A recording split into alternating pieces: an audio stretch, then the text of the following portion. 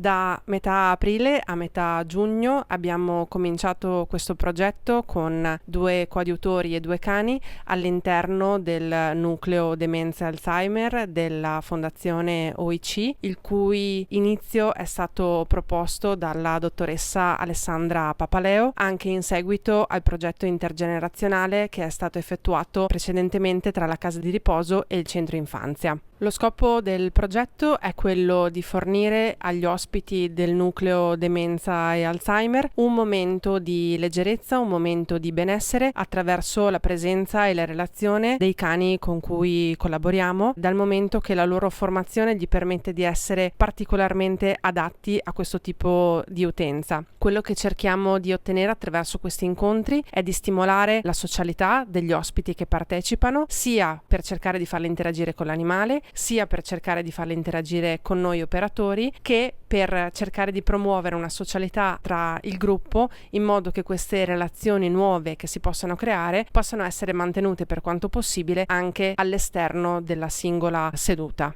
Attraverso le attività che vengono proposte, lo scopo è quello di promuovere delle abilità micro e macro manuali, di cercare di lavorare un po' sul contesto mnemonico per quanto possibile e cercare di stimolare un pochino anche l'aspetto cognitivo, sempre attraverso delle attività ludiche, attraverso i momenti divertenti e attraverso delle attività piacevoli che possano essere di gioco, di contatto, di presa di cura con l'animale. Il progetto è stato strutturato in modo da proporre delle attività in maniera sistematica per fare in modo che gli ospiti potessero per quanto possibile sedimentare le esperienze e richiamarle negli incontri successivi, e alcune attività che venivano proposte ex novo magari per dei singoli incontri. Uno dei giochi che abbiamo fatto più classici è stato il gioco con i birilli, in cui veniva chiesto agli ospiti di enumerare con quanti birilli avremmo giocato e di che colore sarebbero stati questi oggetti, di cercare di colpirli con la palla e poi di cercare di coinvolgere l'animale in questo gioco chiedendogli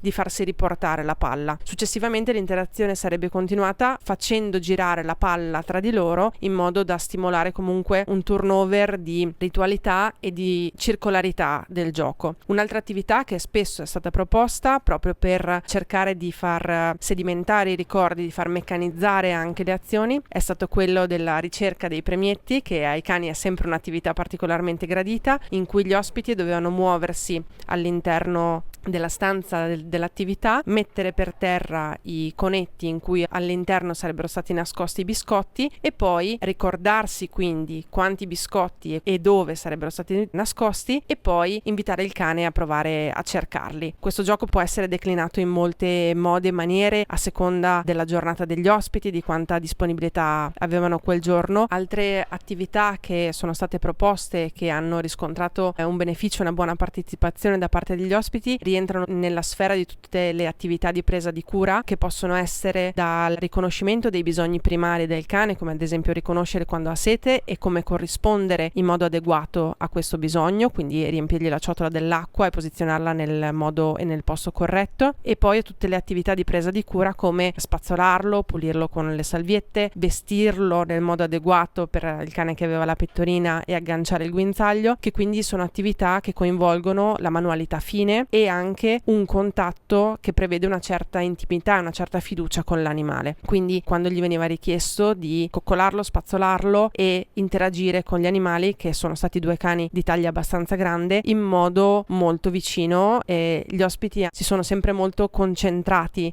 per fare queste attività, sia perché era un'attività molto piacevole per loro, sì perché prestavano molto attenzione alle azioni che stavano compiendo in quel momento. Concluderei chiedendo al mio partner se ha qualcosa da dire riguardo questa esperienza.